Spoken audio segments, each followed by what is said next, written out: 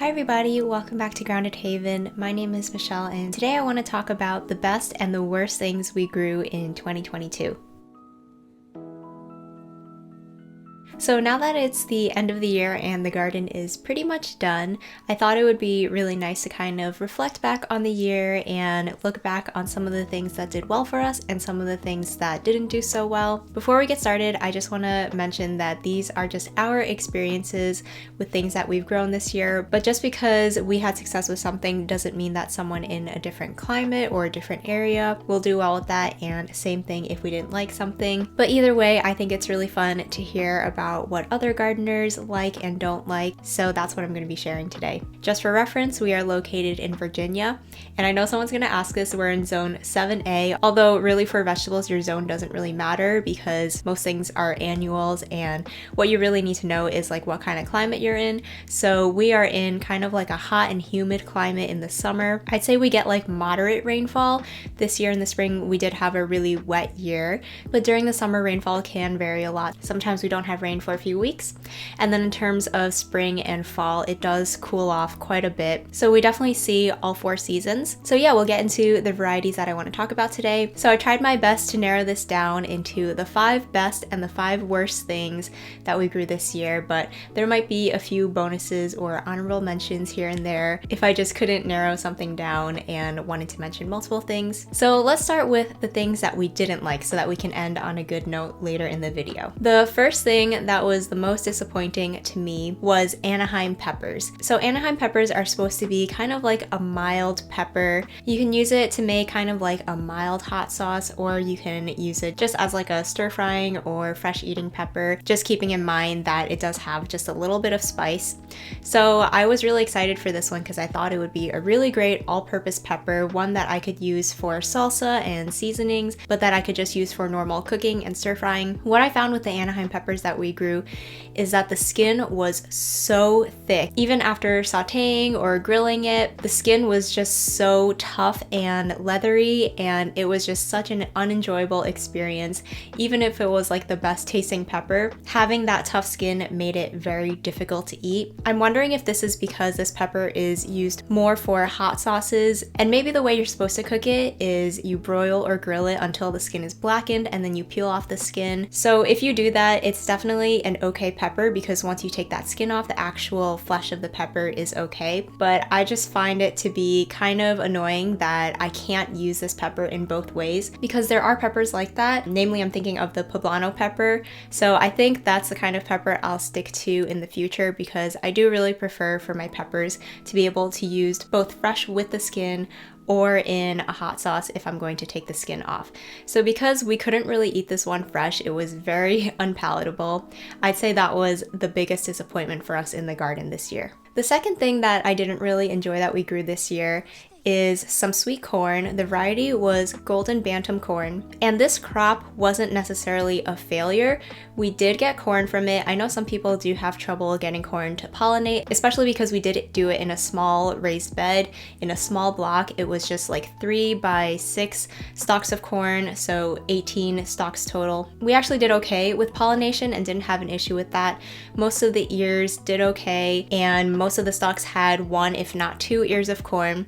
So in that sense, it wasn't a failure, but I think that the flavor and the texture just was not there for this corn. I don't really understand why, but it was like very gummy and starchy, and they weren't particularly sweet either. So yeah, I'm not really sure what happened there. Maybe like the seed was weird, but even if not, I've come to realize this year that I think that corn is just not something we're going to continue growing in our garden. So last year we grew a bicolor variety called Peaches and Cream, and that one actually did taste really good. And this year the golden Bantam corn, which is also a sweet corn, we didn't really like. So yeah, we've had like very mixed success in terms of the actual like finished result of the corn, but really there are other reasons that we just don't want to grow corn. First of all, it takes up a lot of space and a lot of nutrients to grow corn.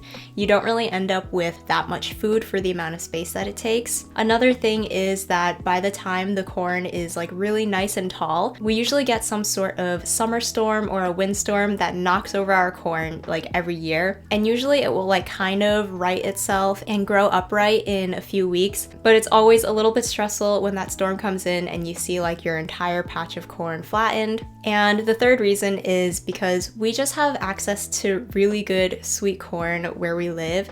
We're able to drive like 20 or 25 minutes to a local farm that grows incredible corn, and we're able to grab some corn that they literally just pulled from the field like 20 minutes ago. So it's always like super sweet and so delicious, and the corn that we get from our local farm is like the best corn we have ever eaten before, and I just don't think that anything we grow will ever compare to that. And if we can just support someone locally who can grow it better than we can, then I think it's more worth our time to do that and save the energy and the space in our garden to grow something else instead of trying to grow corn. So yeah, moving forward, I don't think we're gonna grow corn anymore on our homestead. If we move in the future and maybe we like don't have access to a good sweet corn farm, then maybe we'll try it again. But for right now, I think that's not gonna be in the plans anymore. Number 3 on the list of worst things we grew is a winter squash variety called Delicata Squash. And this is the 3rd year in a row that I've tried to grow Delicata Squash, and the plants just never produce anything. The plants never really look very vigorous, like there are not a lot of leaves or anything. And in the 3 years that I've tried to grow Delicata Squash, I've gotten like maybe 1.5 like puny squash that are not even like full size and are not fully mature so that they don't keep. And I'm not really sure what the issue is, because we definitely have had success with winter squash in the past. We've grown spaghetti squash, butternut squash, honey nut squash, and some Japanese pumpkins. So this is just like the one variety of winter squash which for whatever reason just never really works out for us. I think I've given it a good run. We tried it for 3 years. Maybe someone else has better success than us, but I think for us, we've given it a good run, and it's just not something that I'm going to try and grow again in the future. The next thing on the list is another squash, and this variety is actually a summer squash instead of a winter squash. And I just want to preface this by saying that this isn't actually a bad variety, but I grew 4 different varieties of summer squash this year because I really wanted to try and figure out what are the best ones that we can grow. So I grew 2 hybrid varieties and 2 heirloom varieties, and I had 2 plants of each of them. So I tried to make it as evenly as possible. I planted them all in the same row, and I really wanted to see which ones would do the best. To my surprise, the hybrids and the heirlooms pretty much performed the same. There weren't that many differences, and in general we did like all of the varieties, but because we did grow 4 different ones, I was able to really see side by side when it comes down to it which ones are the best and which ones we didn't like so much. So the one I can say with certainty that we didn't really enjoy as much as the other ones is a variety called gray zucchini. It's called gray, but it really looks more like a light green zucchini. So the flavor is very similar, but the thing I don't like about it is the texture. It's a little bit more like watery and seedy than the other summer squash that we grew. And also for a lot of the squash that we grew, the shape, it's kind of like an even log, a very even thickness, even when they get really big. But I noticed that for the gray zucchini, it grows very tapered. So like the stem end is very skinny, and then the other end is very bulbous, and in that end where it's really bulbous, the seeds are very large and the texture of the zucchini gets like a little bit spongier. And I really found that this variety of zucchini is best when you pick it really young so that that more bulbous end doesn't get very seedy. But for the other varieties that we grew, even when they got pretty large, they were still pretty nice to eat, and the texture didn't change as quickly as the gray zucchini. So that's one variety that I will cut out of the lineup for future years. Like I said, it's not a bad zucchini, but since I know that there are other ones that we like more, I don't think there's any point growing this one in the future. And the last thing I want to talk about in this section is another pepper variety, and the variety is banana peppers, and this is specifically the sweet banana peppers because there are also hot ones. So we've definitely liked growing banana peppers in the past, but this year I kind of realized that they just don't provide enough of an impact for us to grow them. I find that they just do not have a very strong or distinct flavor. They're not like particularly sweet, and they're also not very thick peppers, so the actual walls of the peppers are pretty thin, and I find that if I use it in a recipe, it kind of doesn't even taste like I put peppers in the recipe. It just like disappears and you can't really taste them at all. In the past, I have really liked banana peppers because since they are a smaller pepper, they tend to be one of the first ones that are ready to pick, and that is really nice. But this year, I tried another small pepper variety that I like more than banana peppers. They were called corbaci peppers, and they're a little bit of a different shape. They're like kind of skinnier and they get a little bit curly, but I did really like those peppers more than banana peppers because they actually taste like peppers. They have a little bit of like a thicker skin, and that's the one thing that prevented me from actually putting it on one of the best vegetables that we tried this year. But overall, if I'm gonna grow a smaller pepper, I would rather grow a corbaci pepper than a banana pepper in the future. The only exception would maybe be if we started growing hot banana peppers, because then at least it would have a little bit of a spice and it would bring something else to the table rather than just being like a bland pepper. So those are the 5 vegetables that we grew this year that were either a little bit disappointing or maybe they're just getting booted because I found that there are other things that we like to grow and eat. So let's move on to the things that we really love this year and some of the best new things that we tried. The number one thing that we tried this year that without a doubt has to be my favorite thing that we've grown is a broccoli variety called Green Magic. This is a hybrid variety of broccoli and I have just been so happy with it. I grew this both in the spring and in the late summer to fall, and it has done beautifully for both of those seasons. So it does well when it's starting to get warmer and when it's starting to get colder. And I have not had good success with heirloom broccoli producing heads. Usually they just grow a lot of leaves and then nothing really produces. And I've just been so impressed with this variety of broccoli that I grew this year. I have gotten some really big, enormous heads, and the flavor and texture is also just incredible. They're really crispy, they have a nice sweetness to them, and just having that like freshly picked broccoli texture is just so delicious. So I have been absolutely thrilled with that variety of broccoli, and I cannot wait to grow it again next year. I'm definitely going to grow it in the spring and fall again. Every single plant that I grew produced a head, whether or not it was like smaller or larger. There was always at least something, which was really nice. And even after they produced the main head, which I would cut off, it would produce some side shoots of broccoli as well. And I also use a lot of the leaves in cooking. I kind of like cooked them into soups, and you can use them kind of like kale or collard greens. So I think that it's great that there's so much of the plant that you can eat and use, and that there's also so much of the year that you're able to grow it. Number 2 on the list of our favorite things this year is edamame, and this is a vegetable that we've grew for the first time this year. The variety we grew is called Tankuro edamame, and I was really intrigued when I got the seeds because the actual soybean inside is actually black, and I've only ever seen like tan soybeans before. And these were just an incredible, very easy, low maintenance crop. We planted them in the spring, kind of like a bean once it starts to like warm up and there's no risk of frost anymore. And once I put them in the ground, we pretty much did not do anything to those plants until it was ready to harvest, which is so nice that it was just very low maintenance. We never fertilized it. You don't have to like harvest it as the pods produce. We just pulled up the plants at the very end when we could tell that the beans were starting to plump up inside the shells. We pulled up the entire plant and pulled the pods off. So it was probably just like the easiest thing that we grew in the garden, and we ended up with like a really good crop. We only planted a very small area. It was like one portion of one raised bed. Maybe it was like a 3x3 area, and we ended up with like a nice full bowl of shelled edamame. We ate some of it fresh to try out, and they were really good. The texture was nice, kind of like crisp and tender, and I also blanched and froze some of it for winter eating. And I really think that just for the ease and for how little space it takes up, it's definitely an amazing crop to try growing if you haven't tried it before. Number 3 on the list is probably the most interesting thing that we grew this year, and it is an Italian gourd called the Cucuzza gourd, and you've probably seen these if you've been following along with our 2022 garden, because these gourds are definitely memorable. We grew them along a cattle panel trellis, and the one plant that we grew covered the entire trellis. And the gourds that we ended up with were definitely the longest things we've ever grown. Some of them were taller than I was, so over 5 feet long. They were just so impressive, and just for that alone, I think that they are so fun to grow. But it's also amazing that you end up with a lot of food as well. And even when they get very large, they're still very much edible. There might be some like sponginess that you have to scrape out of the middle, but for the most part, you get many, many pounds of food from each of those gourds.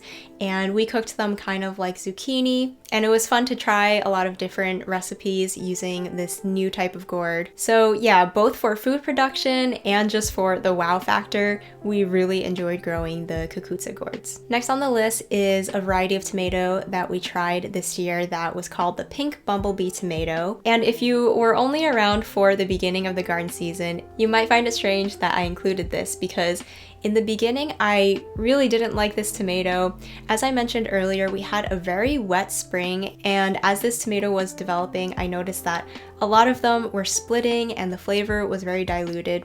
So I kind of just like wrote off the plants and I was like, okay, maybe this just is not a great tomato.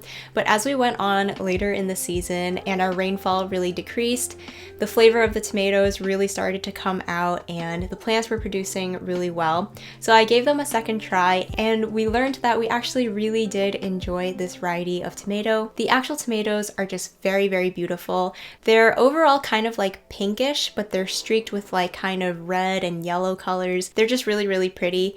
They're also kind of like a larger cherry tomato. They were maybe like 1.5 inches across, so pretty large in terms of a cherry tomato, and I actually really liked that. They were not quite as big as a saladette tomato, but also larger than a grape tomato, and I really like that size because if you're putting them in a salad and you want to slice them in half, they're much easier to deal with and you don't have to use as many of them either. So the flavor is kind of like a more delicate flavor. It's not very acidic and it's not like super sweet either, but we thought it was really nice. It just had like a really nice delicate flavor that I think worked with a lot of different things, and we really enjoyed them in the end. So maybe if you live in like a super wet climate, they wouldn't be the best thing to grow because I thought that they didn't do so well when it was raining a lot, but if you live in a drier area, maybe they'll do better for you. Towards the end of the season, we definitely enjoyed them a lot more, and I also found that the plants hung on for a really long time. Even when we were having our first frost, the plants looked really sad, but there were actually still a few tomatoes on there that were still producing, and they were some of the last tomatoes that we ate during the season. So that's definitely a win for me because our tomatoes can come and go really quickly with our humid weather. They'll usually give into diseases. So if we can have a tomato plant that lasts from the beginning of summer all the way to the beginning of fall, I think that's pretty impressive. The last vegetables I'm going to mention are actually 2 varieties of one vegetable, so it's kind of like a bonus for you. And I wanted to talk about 2 varieties of radishes that we grew this year that we really, really enjoyed. One of them is a white radish called Hailstone, and the second one is a red radish called Giant of Sicily. We grew probably 3 or 4 different varieties of radishes this year, and I've probably tried like 8 to 10 varieties overall, and we've definitely had successes with some. And out of all of these varieties that we've tried, I think that these 2 have been the ones that I've been the most happy with overall. The most important thing for me when growing radishes is that they don't get pithy. Radishes can get pithy either when it gets really hot or when they don't get consistent water, and honestly, in the first few years of growing radishes, I thought we were just doomed to always have pithy radishes. I thought that maybe just our climate wasn't right. In the past, we've grown French breakfast, Scarlet Globe, White Tip Sparkler, and I feel like we've just experienced pithiness with a lot of these varieties, but with the Hailstone and the Giant of Sicily radishes, I don't think we've gotten a single radish out of those varieties that has been pithy. They also grow to really large sizes, especially the Giant of Sicily ones. We just harvested a nice big bunch of those about a month ago in the fall, and they were just massive radishes, and even the really big ones were just like completely smooth and creamy all the way through, so I was very happy with those. I also found that both of these varieties were a little bit milder in flavor too, so if you don't like that very like spicy, peppery flavor that radishes have, and you want something that is a little bit easier to incorporate into meals, then these 2 varieties might be really good. So those are the 5 main vegetables that I wanted to spotlight. Of course, there were a lot of other things that we enjoyed growing this year. I just wanted to mention some of the new things that we tried that we really enjoyed. But of course, there are some honorable mentions, maybe things that we've grown in the past already that are not new new for us this year, or just things that couldn't quite make it on the list. So off the top of my head, we also really enjoyed growing suyo long cucumbers, golden beets, and also our wax melons this year did incredible. We had over 100 pounds of winter melons that we harvested off of just a few plants, so that was just incredible in terms of food production. But that pretty much is my entire list of things that I want to share with you, our best and worst vegetables from 2022. Hopefully this will help you out as we all start planning our gardens for next year, or maybe if you like to do your seed chopping in the winter to prepare for next year's garden.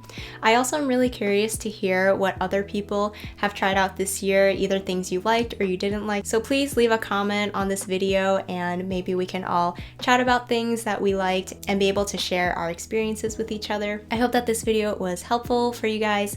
Thank you so much for watching, and I'll see you again in the next video.